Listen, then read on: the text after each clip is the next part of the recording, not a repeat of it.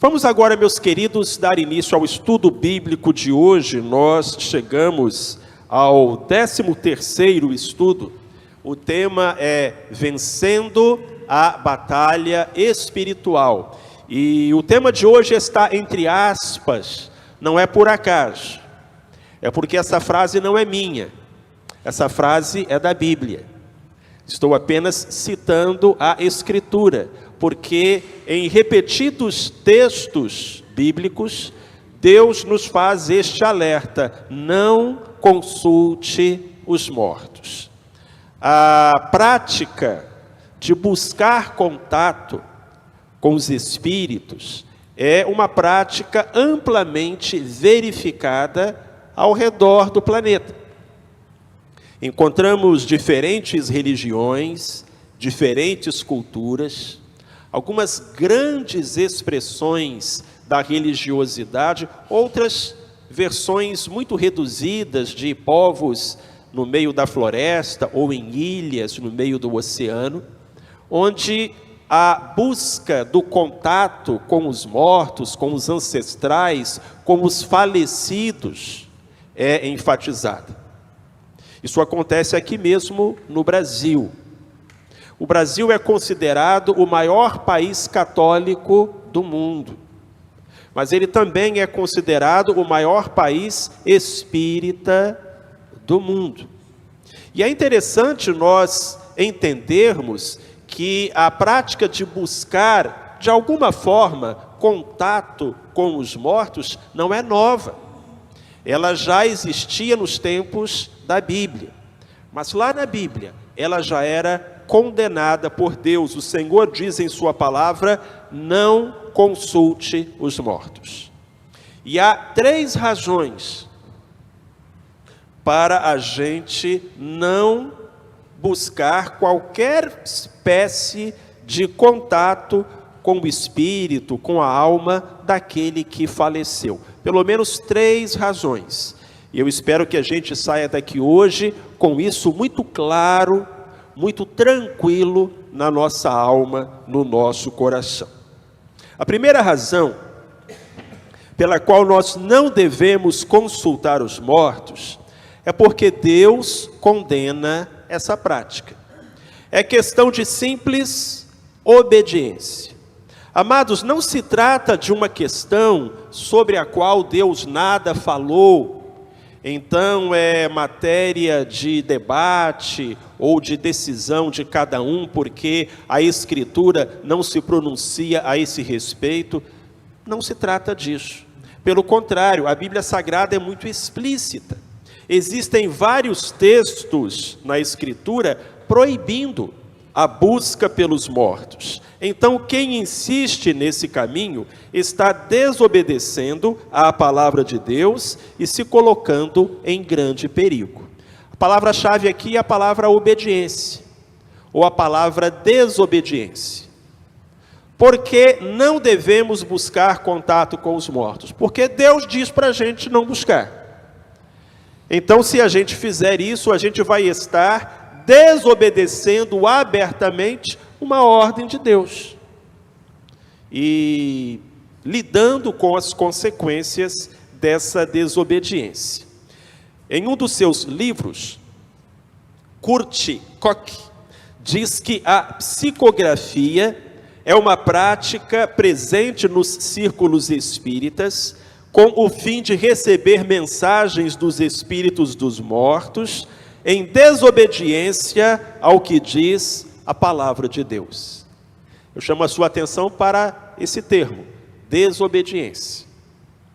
O mesmo termo vai aparecer em uma citação de texto do pastor Hernandes Dias Lopes.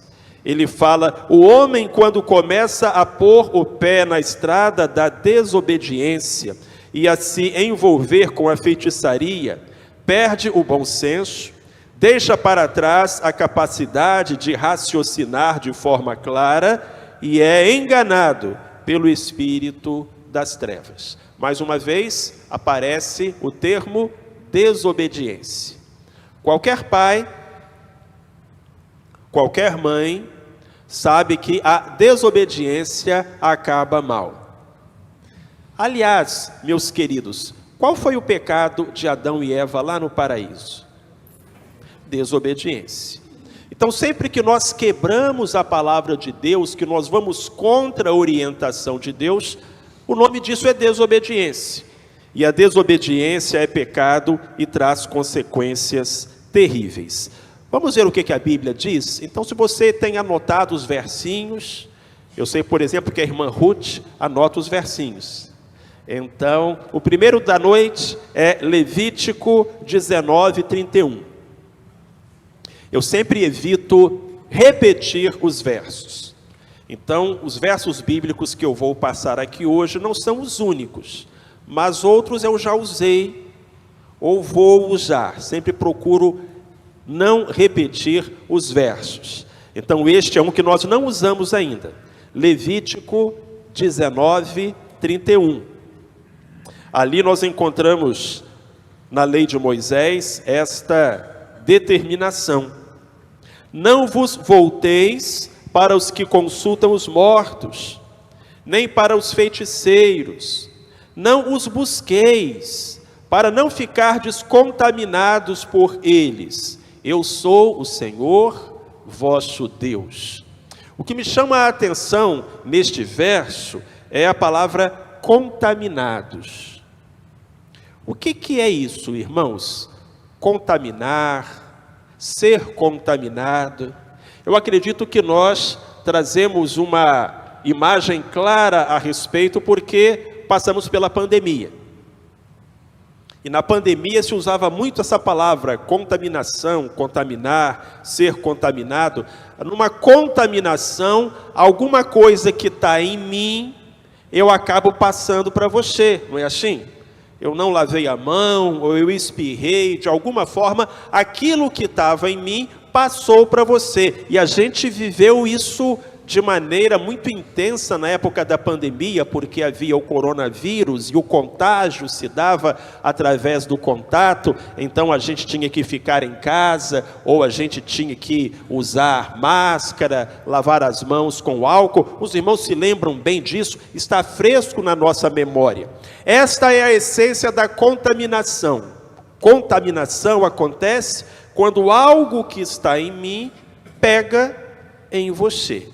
Quando a Bíblia diz que nós não podemos consultar os mortos, e muito menos os que consultam, não vos volteis para os que consultam os mortos, nem para os feiticeiros, não os busqueis para não ficar descontaminados por ele. A Bíblia está dizendo o seguinte, que se eu vou a um lugar, e eu faço uma consulta, alguma coisa que está naquela pessoa pega em mim.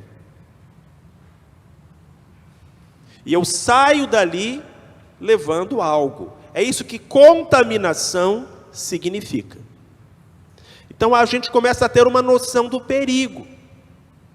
Que quando a gente coloca o pé nesse terreno, a gente está se expondo a um contágio espiritual, a uma contaminação. Eu fui ali naquela pessoa, e ela disse alguma coisa, e eu saí da presença dela, e dizendo, foi apenas uma consulta, foi apenas uma conversa. Não, a Bíblia diz que eu fiquei contaminado.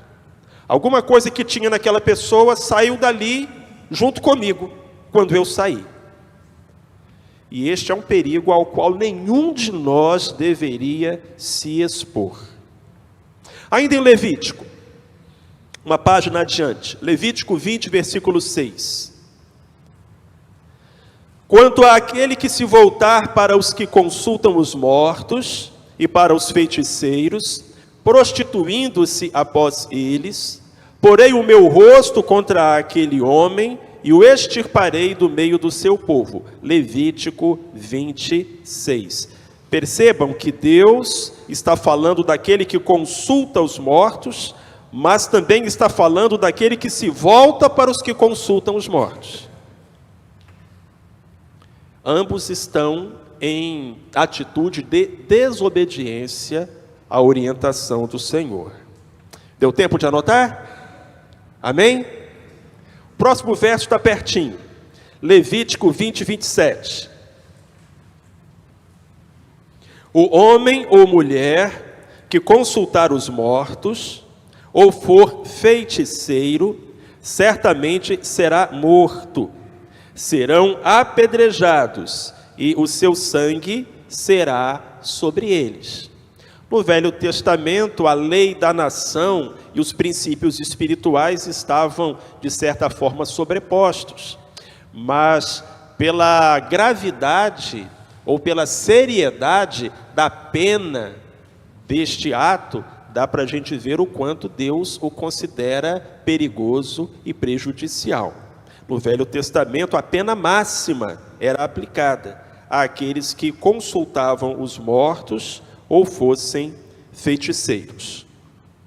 Agora, um texto precioso está em Isaías capítulo 8. Aí, se você tem a Bíblia, eu peço a você que realmente assinale, mas se não, que pelo menos acompanhe a leitura aqui no quadro, porque é uma passagem extensa. Versos 18, 19, 20, 21 e 22. Aqui Deus é muito claro a esse respeito. Isaías 8, a partir do verso 18. Quando vos disserem, consultai os que têm espíritos familiares e os feiticeiros que chilreiam e murmuram, respondei: acaso não consultará um povo a seu Deus? Acaso a favor dos vivos consultar-se-ão os mortos? São perguntas retóricas. A resposta aqui é: de jeito nenhum, absolutamente não. Como pode um povo, ao invés de consultar Deus, consultar os mortos? A favor dos vivos, consultar os mortos. Então nós chegamos ao verso 20. À lei e ao testemunho. Em outras palavras, a Escritura. Então, se a gente quer consultar, se a gente quer saber, a gente não vai perguntar para os mortos. A gente vai ler a Bíblia. À lei e ao testemunho. É para lá que a gente tem que ir. Por quê? Porque se não falarem segundo esta palavra, ou seja, eu não vou consultar os mortos, eu vou consultar a lei e o testemunho. Se não derem essa resposta, se não falarem esta palavra, nunca lhes raiará a alva. E passarão pela terra duramente oprimidos e famintos. E tendo fome, se agastarão, e amaldiçoarão o seu rei e o seu Deus, olhando para o céu em cima e para a terra embaixo. E eis aí angústia e escuridão, tristeza e aflição, e para as trevas serão empurrados. Essa passagem é clara, é detalhada, e ela inclui as consequências. As consequências, as perturbações, as dificuldades da vida das pessoas que quebram essa ordem divina e consultam os mortos e buscam algum tipo de contato com as almas dos falecidos, os ancestrais, os espíritos, os guias, enfim, seja o nome que se der, a Bíblia fala então sobre as consequências desse tipo de ação. Então, primeiro motivo para a gente não consultar os mortos é porque Deus proíbe. Se nós fizermos isso, estaremos desobedecendo textos claros, cristalinos da Escritura Sagrada. A segunda razão pela qual não devemos consultar os mortos é porque os mortos não falam com os vivos. Ah, pastor Marcelo, então o que é aquilo que acontece em uma sessão, em um encontro? Daqui a pouquinho a gente vai falar o que é. Mas o que a Bíblia ensina é que os mortos não falam com os vivos. De acordo com a Bíblia, vivos e mortos não se comunicam. Ou seja, há uma interdição tanto de baixo para cima quanto de cima para baixo. Quem está lá no céu não ouve nem vê quem está aqui na terra. Mas também, quem está aqui na terra não ouve nem vê quem está lá no céu. À morte segue-se o juízo, e ao juízo uma destinação eterna para o céu ou para o inferno. As almas dos mortos não vagueiam pela terra, não existe fantasma. Entende isso? Não existe alma penada. Não existe espírito desencarnado vagando. Não existe. Os vivos não interagem com os mortos. E tampouco os mortos interagem com os vivos. Neil Anderson vai nos lembrar que o relato de Jesus sobre o rico e Lázaro, em Lucas 16, de 19 a 31, revela com clareza que há um abismo intransponível separando os mortos dos vivos. Ninguém que tenha morrido atravessa a linha divisória de volta aos vivos. Vamos ver o que a Bíblia fala a respeito. Uma passagem preciosa é Eclesiastes 9, 5 e 6. Vocês fariam a gentileza de ler junto comigo? O texto está aqui à frente. Vamos ler? Pois os vivos sabem que morrerão, mas os mortos não sabem coisa nenhuma, nem tampouco têm eles daí em diante recompensa, porque a sua memória ficou entregue ao esquecimento. Tanto o seu amor quanto o seu ódio e a sua inveja já pereceram.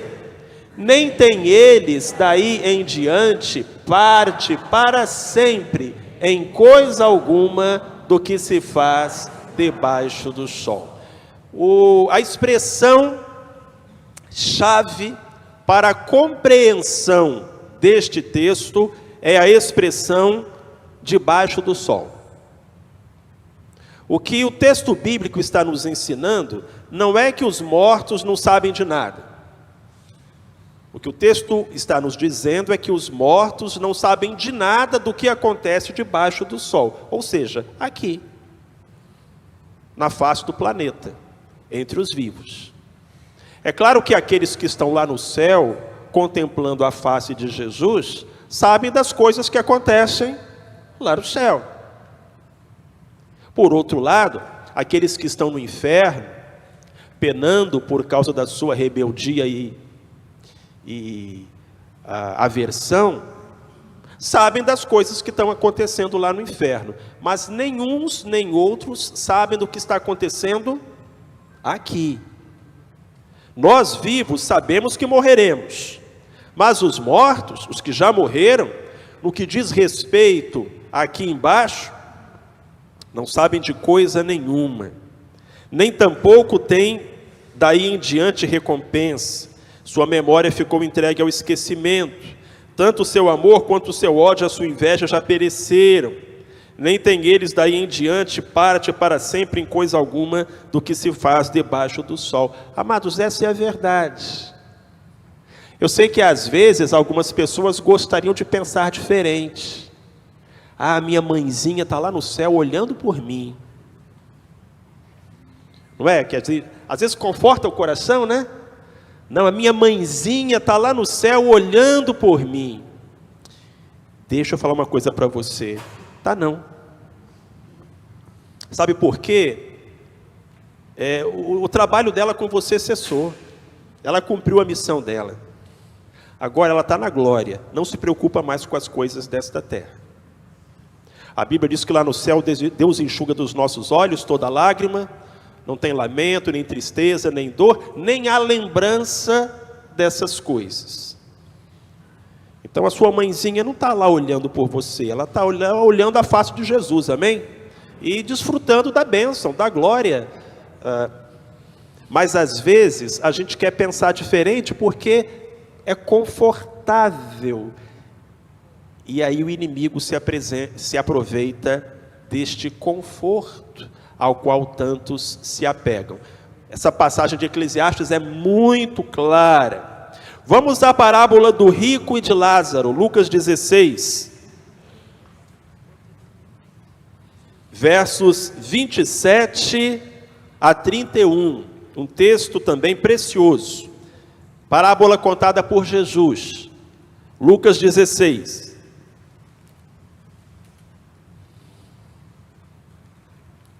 A partir do verso 27.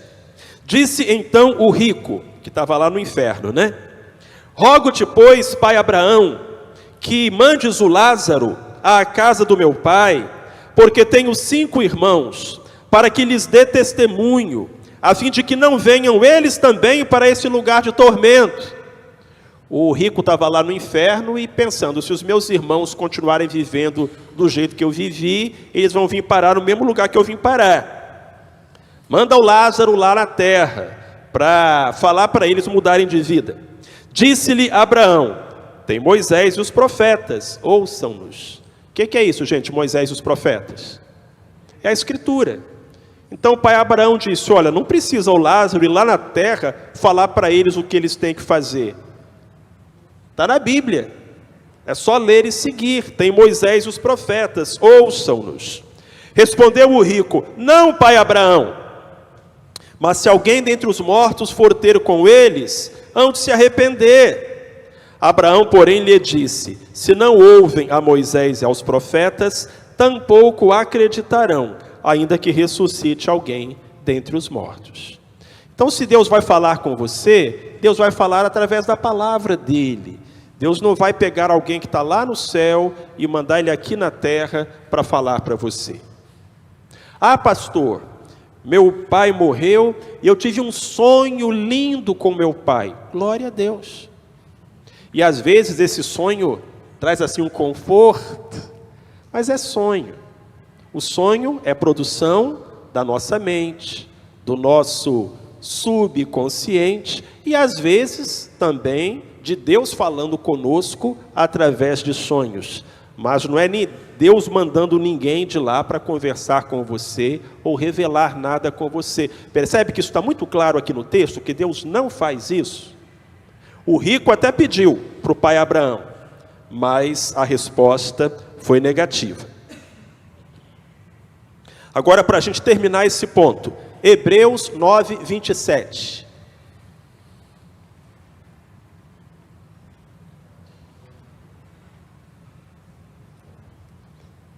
Hebreus 9, 27, diz, e como aos homens está ordenado morrerem uma só vez, vindo depois disto o juízo. Quando uma pessoa morre, o corpo volta ao pó de onde veio, e o espírito vai a Deus que o deu. É o que acontece. E indo a Deus, tem o juízo. Alguns vão para o céu, outros vão para o inferno. É o que nós lemos lá na parábola do rico e de Lázaro. Mas eles não ficam aqui na terra vagando. Eles não ficam aqui entre nós revelando coisas, perturbando, atrapalhando ou ajudando, orientando. Não. Aliás, quantas vezes uma pessoa morre? O que está escrito aí? Uma só vez. Graças a Deus, né, irmãos? Graças a Deus. Então não tem reencarnação. A pessoa não morre, nasce de novo, morre, nasce de novo. Esse ensino não é bíblico, não é cristão. Aos homens está ordenado morrerem uma só vez. Uma só vez. Uma só vez. Vindo depois disto o juízo. Então, primeiro, Deus proíbe que a gente busque os mortos. Segundo, por que Deus proíbe que a gente busque os mortos? Porque os mortos não falam com os vivos. E aí vamos à terceira razão. Não devemos consultar os mortos, porque os demônios se fazem passar por eles. Então aí é que entra a questão. O sobrenatural existe. A revelação existe. Mas ela não vem da fonte que muitos acreditam vir ela. Embora os mortos não se comuniquem com os vivos, os espíritos malignos podem se aproveitar dessa busca pelo sobrenatural para agir na vida das pessoas.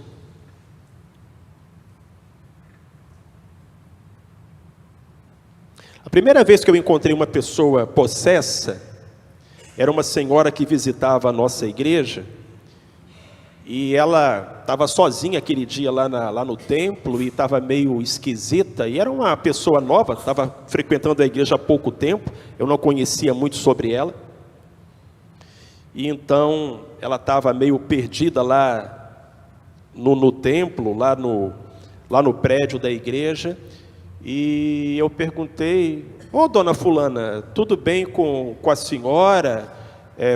Posso ajudar a senhora em alguma coisa? E ela virou para mim e disse: por que você está me chamando de senhora? Eu sou senhor. Aí eu já fiquei assim, opa. E comecei a conversar ali. Quem é você? Aí, através daquela mulher, o Espírito disse: eu sou o seu Manuel de não sei de quê, que viveu em tal lugar. E começou a contar uma história, se identificar ali. E aí eu falei: isso é mentira. Em nome de Jesus, pelo sangue de Jesus, diga a verdade, quem é você? E aí disse assim: eu sou um demônio e vou levar ela para o inferno comigo. Foi desse jeito. Mas o que eu quero compartilhar com você é a questão da identidade. A primeira identidade não foi a de um demônio, mas quando fui confrontado com o sangue de Jesus e com o nome de Cristo, a verdade veio à tona. A gente lembra que Satanás é o pai da mentira, não é, meus irmãos? Os demônios não só são capazes de imitar a voz dos mortos, como também de simular a sua aparência. Essa história não é minha, é da minha bisavó. Eu não a conheci. O nome dela era Páscoa. Ela era filha de italianos e muito católica. Quem contava essa história era a minha avó. Vovó Maria contava essa história da mãe dela, a vovó Páscoa. E essa minha bisavó perdeu a mãe faleceu, então teve lá o enterro, foi no cemitério, tudo direitinho, chegou em casa, tomou banho e tal, foi para o quarto dormir. Quando ela entrou no quarto para dormir, a mãe dela estava sentada na cama. A mãe que ela tinha enterrado estava sentada na cama olhando para ela. Tem umas histórias assim meio escabrosas, né, irmãos? E embora minha bisavó fosse católica, mas ela foi muito sábia. Ela era temente a Deus. Ela foi muito sábia. Ela olhou para aquela aparição e disse: diabo, até que você pinta bem, mas o nariz da minha mãe não era desse jeito não. A imagem desapareceu. E nunca mais apareceu. Nunca mais tornou a aparecer. Agora pensa se a minha bisavó tivesse tido uma outra atitude, não é? Mãezinha, você aqui, o Espírito ia fazer a festa naquele coração de filha amorosa, saudosa da mãe que havia partido. Então isso que a gente quer destacar: os demônios não só são capazes de imitar a voz dos mortos, como também de simular a sua aparência e falar muita coisa que só o falecido saberia falar. Afinal de contas, os demônios estão por aí, eles veem as coisas, eles sabem as coisas, eles têm as informações. Pascoal Peragine diz que a invocação, a adoração e a incorporação de espíritos implica em abrir o corpo e a alma a esses espíritos e deixar-se controlar por eles. Irmãos, é por isso que Deus proíbe. Lembra que lá no começo, como é que a gente começou? Olha, Deus proíbe. Isso é claro, está na Bíblia. Por que Deus proíbe? É por causa disso. porque a invocação, a adoração e a incorporação de espíritos implica em abrir o corpo e a alma a esses espíritos que são malignos e deixar-se controlar por eles. Hernandes Dias Lopes vai além e diz que pessoas aflitas e enlutadas procuram consolo na necromancia, a consulta aos mortos. Essa busca, entretanto, leva a consequências dramáticas. Não encontram luz, mergulham em trevas. Não obtêm paz, acham opressão. Não recebem libertação para sua alma cativa. Tornam-se ainda mais escravas de espíritos enganadores.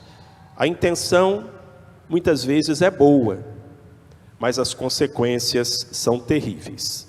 Um caso que nós temos a respeito é o do rei Saul. Eu vou citar para você, quero que você assinale 1 Crônicas 10:13.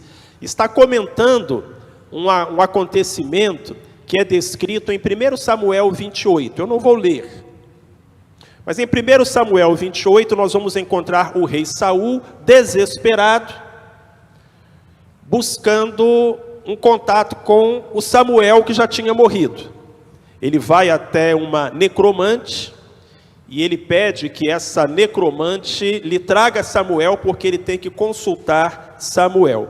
E aí existem diferentes opiniões dos estudiosos a respeito. Alguns estudiosos acham que ali o que aconteceu foi uma farsa. Outros estudiosos acreditam que ali Deus abriu uma exceção e permitiu o Samuel vir para dar uma repreensão no Saul. E um terceiro grupo de estudiosos acredita que o que aconteceu ali foi um espírito maligno se fazendo passar por Samuel. A essas três explicações, eu fico com a terceira. Até porque aquilo que o espírito falou que ia acontecer não foi o que aconteceu. Teve parte de verdade, mas parte de mentira. Então, as outras duas explicações, para mim, não tem base. Mas o que não precisa de explicação é o que está escrito em 1 Crônicas 10:13. Assim morreu Saul, por causa da sua infidelidade para com o Senhor, porque não havia guardado a palavra do Senhor, e também porque buscou a adivinhadora para a consultar. Eu não sei se essa palavra adivinhadora está na sua versão. Algumas traduções usam a palavra médium. Alguns irmãos aí têm essa versão.